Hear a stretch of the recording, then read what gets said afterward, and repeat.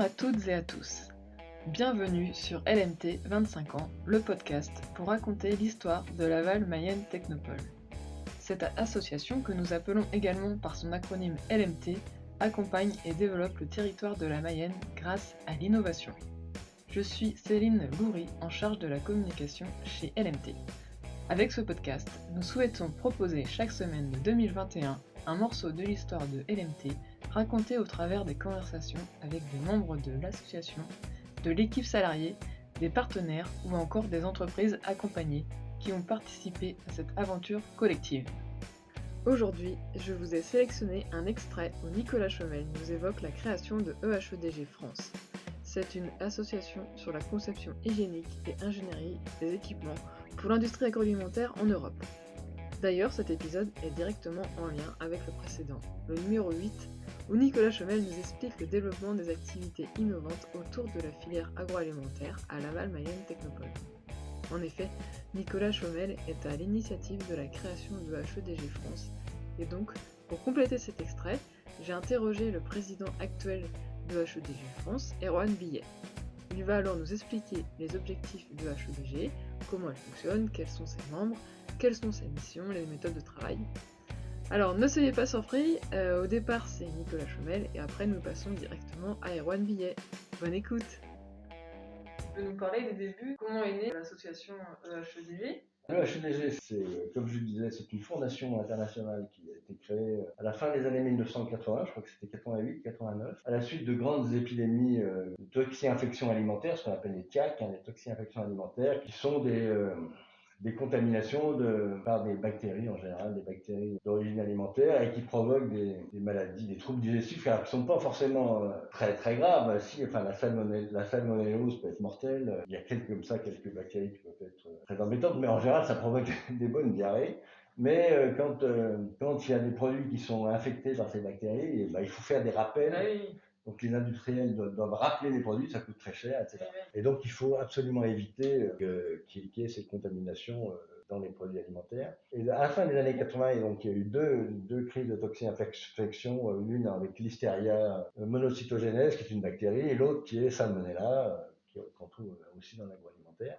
Et donc les industriels de l'agroalimentaire, les grands donneurs d'ordre, les grands faiseurs de l'époque déjà, qui étaient Nestlé, Kraft Food, etc., se sont aperçus que les problèmes d'infection alimentaire provenaient de machines mal nettoyées, souvent des pompes qui étaient mal vidangées, ce qui fait qu'il y avait toujours des résidus alimentaires d'une production sur l'autre, et donc il y avait de la fermentation, et donc il y avait l'accumulation des fois dans des petites quantités, des accumulations de micro-organismes pathogènes qui se multiplient ensuite dans le système. Donc il y a un problème de nettoyage. Et donc, ils ont décidé de mettre en commun toutes leurs expériences sur la bonne pratique de conception des machines.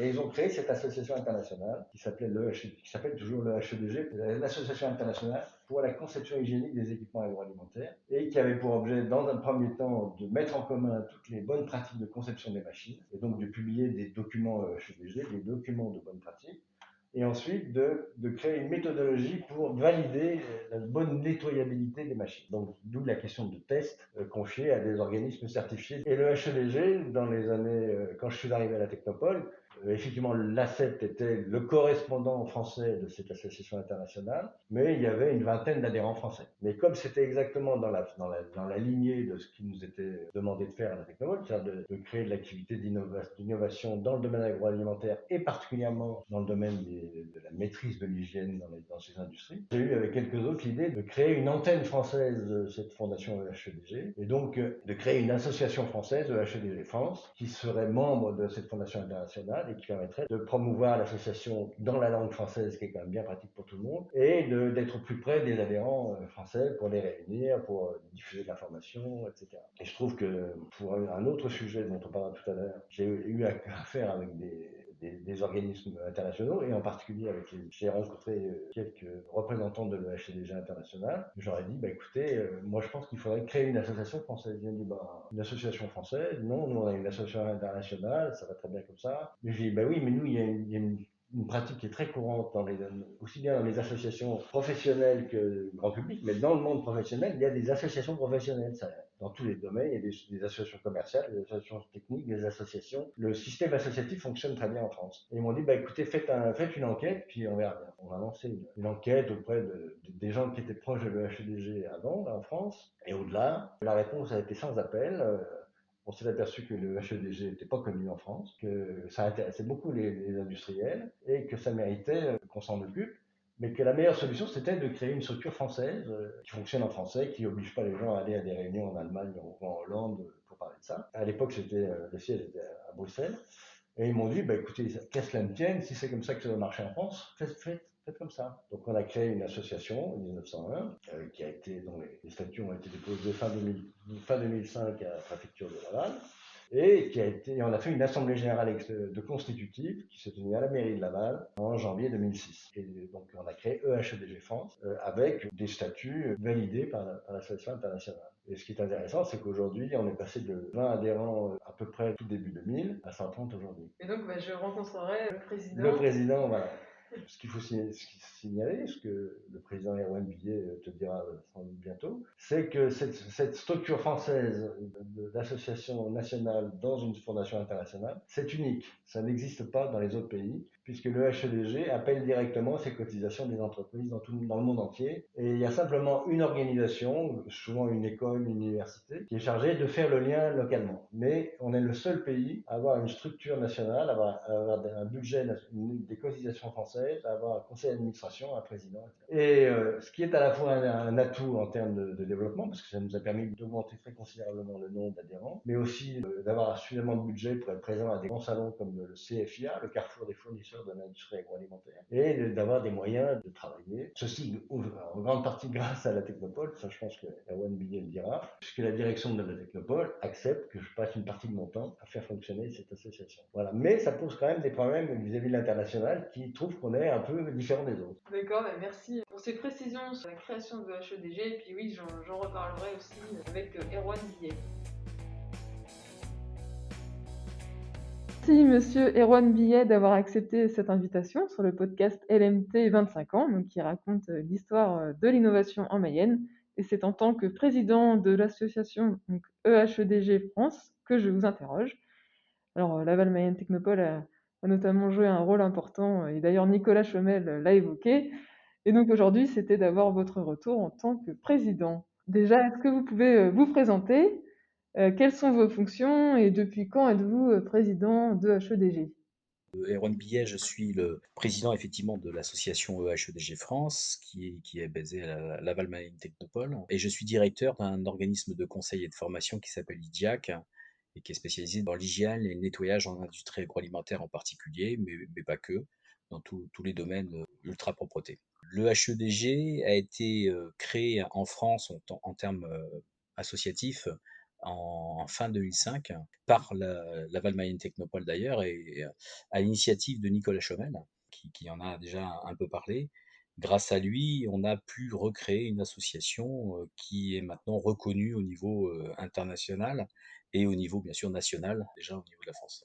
Alors il faut savoir que le HEDG, donc c'est une fondation à l'origine, hein, c'est une fondation européenne, ça veut dire déjà European Hygienic Engineering Design Group. Donc c'est une fondation qui travaille sur la conception hygiénique du matériel en industrie agroalimentaire. C'est peut-être le point le plus important actuellement au niveau de l'industrie agroalimentaire par rapport aux risques sanitaires. Cette fondation a été créée en 1989 par des grands industriels, en particulier des laitiers, qui se sont rendus compte que beaucoup d'incidents sanitaires étaient liés à la conception de leurs machines et de leurs outils. Ils se sont dit qu'il fallait mettre en commun leurs moyens, leurs recherches, leurs connaissances dans la conception de leur matériel pour éviter des risques sanitaires qui ont eu lieu dans les années 80. Donc c'est là où a démarré en fait HEDG au niveau international. Alors la France n'était pas tout de suite dans cette association. En tout cas, il n'y avait pas de réseau en France, à part dans les années 90-2000, où la CEP, qui était aussi située à Laval, juste à côté de l'AMT, était référent en fait dans le HEDG. Mais c'était pas quelque chose qui était vraiment développé en France. C'est-à-dire que très peu d'entreprises connaissaient les travaux de l'EHEDG au niveau européen. Et il faut savoir que le HEDG, depuis 1989, est devenu référent dans le domaine de la conception hygiénique, alors en Europe, mais aussi maintenant au niveau international, à travers des travaux de groupe, à travers des documents de référence. C'est tous ces travaux-là qui sont même à la base de la réglementation européenne dans la conception hygiénique. Donc ça, il faut bien le souligner parce que c'est une avancée énorme pour les industriels. Donc en 2005, en fait, Nicolas a eu cette idée de lancer une association en 1901. Alors, on s'est rencontrés d'ailleurs un peu par hasard. Moi, je travaillais à travers ma société, j'accompagnais et je faisais des cours à l'IUT de Laval pour la licence professionnelle. Et on faisait des TP pour les étudiants, des TP nettoyage justement dans la hall de technologie qui était à Laval Mayenne Technopole à l'époque, qui n'existe plus maintenant. Et donc, moi, j'intervenais régulièrement pour former les jeunes au nettoyage des machines. Et c'est là où on s'est rencontrés avec Nicolas.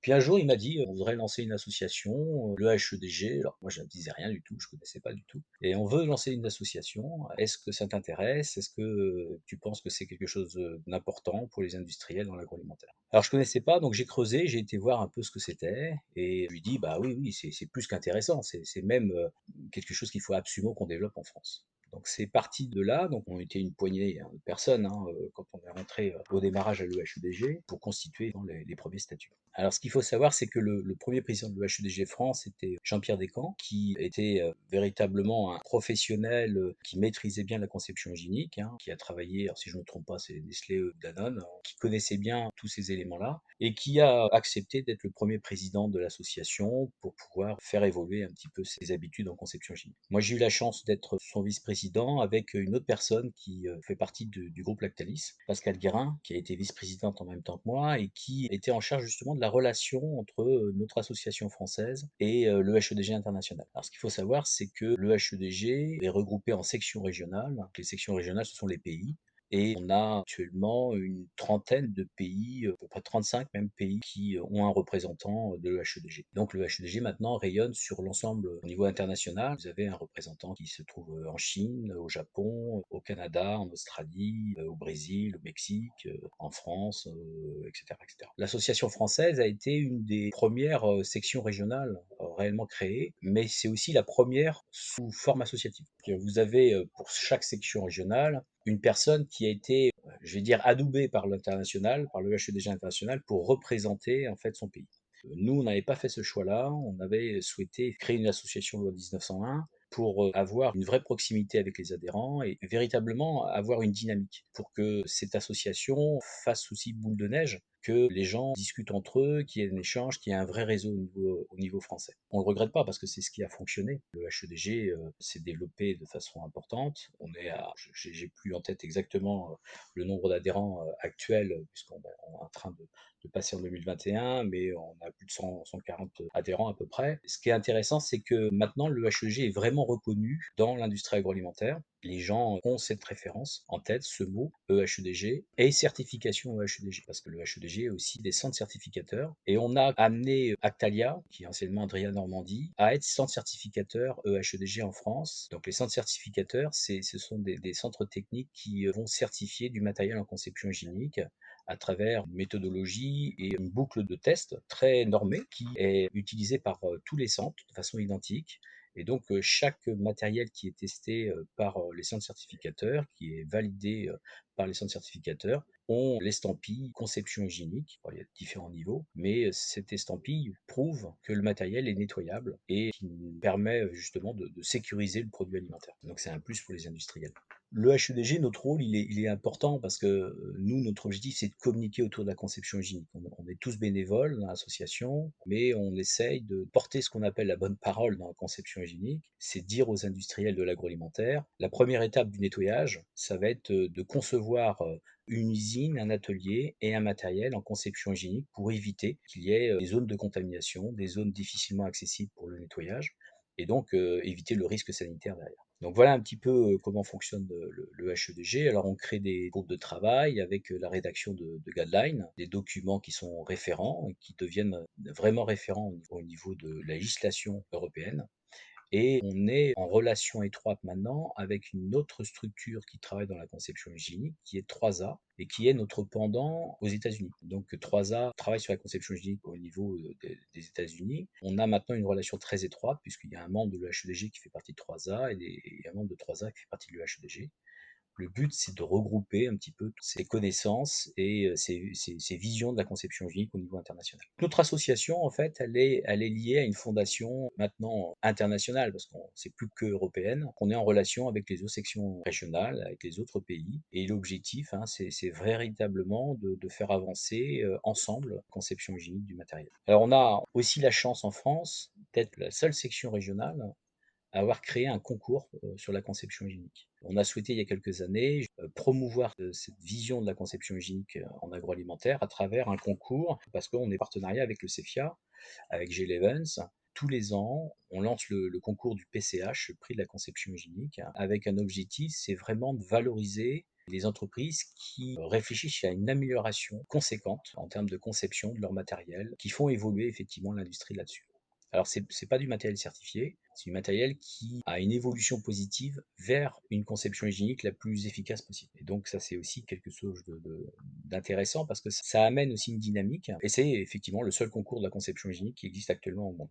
Depuis quand que ce concours existe? Alors, ce concours, on va être sur la cinquième, si je ne me trompe pas, la cinquième année. C'est tous les ans au CEFIA, ouais. Alors, c'est vrai que l'année dernière, c'était un peu particulier, puisque le CEFIA n'a pas pu se réaliser, en tout cas en présentiel. Donc, on a quand même fait le prix, enfin, on a fait le PCH, on a eu des candidats et on a voté pour une entreprise et on a remis le prix en distanciel en fin d'année 2020. C'était un peu particulier, on l'a fait sous forme webinar, mais j'espère que cette année, on va pouvoir être en présentiel, ce sera quand même plus sympa. Oui, oui. Ce concours permet aussi un peu de mettre en avant des bonnes pratiques. Oui, puis de faire connaître aussi l'importance de la conception hygiénique. Il y a encore des entreprises agroalimentaires qui n'ont pas conscience que la non-maîtrise de cette conception hygiénique peut amener des conséquences graves par rapport à leurs produits alimentaires fabriqués ou transformés. Actuellement, on a beaucoup de demandes dans des secteurs où on n'avait pas autrefois, je dirais, on parlait de secteurs à faible risque, c'est en particulier les produits secs, fabrication, panification, etc., ou les poudres, où on se rend compte que le matériel n'a pas été vraiment bien conçu pour être nettoyé ou facilement accessible. On se rend compte que c'est là où on a des vrais problèmes de maîtrise. On est en train d'accompagner les industriels là-dessus et les équipementiers qui apportent leur savoir dans la conception du matériel qu'ils vont vendre aux industries de l'agroalimentaire. Vous avez des moments forts à évoquer sur cette association? Il y en a plein. Il y en a un peut-être qui me vient à l'esprit, c'est les 10 ans de l'association où on avait lié cet anniversaire à Food Factory, qui est aussi partenariat avec Laval Marine Technopole. Et alors, il faut savoir que Food Factory, d'ailleurs, à l'époque, le HEDG aussi était sponsor de Food Factory. Et on avait souhaité fêter les 10e années de l'association lors de cet événement. On avait été reçus dans les locaux de la préfecture, du préfet, pour fêter cet anniversaire. Et j'avais invité notre président, Ludwig Joseph Berg, qui est président de l'EHEDG international, et qui était venu faire un discours pour nos 10 ans avec monsieur le préfet. Donc c'était quelque chose de très émouvant et assez sympa. Voilà une image forte aussi de l'association. Et à chaque fois qu'on se regroupe au niveau des membres, on essaye de créer à travers des conférences, puisqu'on fait 2 conférences par an, assemblée générale. On essaye effectivement de créer ce lien, cette relation avec les entreprises et les individus. Vous avez une anecdote à partager sur EHEDG? Oh, ça c'est. Non, j'ai pas vraiment d'anecdote par rapport à ça. Le HEDG, c'est une aventure humaine avant tout. C'est aussi grâce à Laval Marine Technopole que cette aventure a pu se réaliser. Moi, je remercie Laval Marine Technopole, Nicolas et puis Christian Travier aussi, avec qui on a échangé. Il faut savoir que cette association, elle n'existe que parce que aussi il y a des gens qui s'en occupent et c'est le cas de Nicolas. Laval Marine Technopole lui laisse une partie de son temps justement pour travailler sur cette association et donc répondre aussi aux gens, échanger à travers des mails, répondre à l'international. Et sans Nicolas d'ailleurs, ce serait très compliqué. On est nous tous bénévoles et pris par notre travail de tous les jours. C'est une vraie aventure humaine. J'ai la chance, depuis qu'on a démarré cette association, d'avoir rencontré des gens extraordinaires, d'apprendre à chaque fois, à chaque conférence, on apprend les uns des autres. C'est très enrichissant, c'est passionnant parce que ça bouge tout le temps. Il n'y a pas vraiment d'anecdote, Il y a plein de moments de vie qui sont super, qu'on souhaite, nous, continuer à faire vivre. Merci Erwan Billet, président de HEDG France, d'être revenu sur la création de cette association. En tant que collègue de Nicolas Chomel, j'en entends forcément parler et c'est intéressant d'avoir un concentré des actions et de se rappeler les liens qui existent entre LMT et HEDG. Cette association est donc devenue une véritable référence au niveau de la réglementation européenne. Également, pour les industriels et équipementiers de l'agroalimentaire, pour les aider à concevoir et mettre en place dans les usines des équipements répondant aux certifications et recommandations pour éviter les risques sanitaires. Ces 2 épisodes mettent en avant la filière agroalimentaire que Laval Mayenne Technopole anime sur le territoire. Et la semaine prochaine, nous allons donc continuer avec d'autres activités de LMT, à savoir l'accompagnement d'entreprises, qu'elles soient au stade de l'idée ou déjà existantes et qui veulent innover. Et ce sera avec Sandrine Hélène Trouillard. Et vous allez notamment comprendre comment se passe le début de la création d'un incubateur. Pour être sûr de ne manquer aucun épisode, vous pouvez inscrire votre email sur lmt25ans.substack.com. En fait, c'est un lien à retrouver sur le site laval-technopole.fr. Vous recevrez ainsi un email tous les lundis à 17h. Ces podcasts sont disponibles sur vos plateformes de podcasts préférées ou bien sur la chaîne YouTube Innover et Réussir. Alors abonnez-vous pour ne rater aucun épisode. Enfin, si vous avez des questions à poser à nos invités, je m'en ferai un plaisir de les relayer. Pour le faire, c'est très simple, vous allez sur laval-technopole.fr où vous retrouverez la rubrique podcast 25 ans. Et puis, si vous avez envie d'échanger, de faire vos retours, allez-y. Allez, à très bientôt sur les ondes de l'innovation mayonnaise.